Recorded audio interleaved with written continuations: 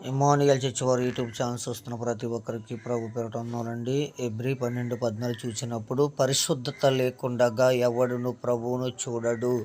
పరిశుద్ధత అంటే మంచితనముగా ఉండటం. ఆయన నీకు సహాయము చేయుటకు ఆకాశ వాక్షమును ఉన్నాడు. నీవే నా దేవుడవు, నీ చిత్తానుసారముగా ప్రవర్తించుటకు నాకు నెరవేర్పుము. మన జీవితంలో యేసుక్రీస్తు ప్రభువుని మనము వెంబడించి ఉండాలి.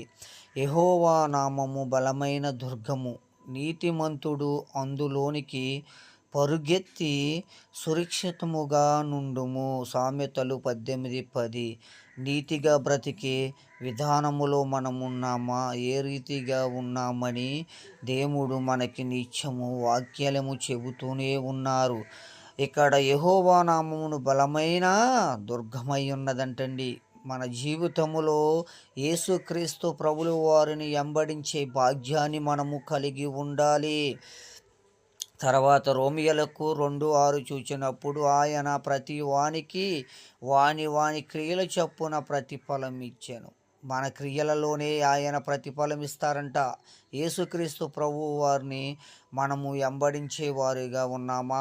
మన బ్రతుకు దినములు ఎలాగ ఉన్నవని ఆలోచన చేయవలసిన వారమై ఉన్నాం. కీర్తనలు 24 చూచినప్పుడు నీ కోరికలను సిద్ధింపజేసి నీ ఆలోచన యావత్తు ఆయన కనపరిచేవారుగా ఉన్నారు.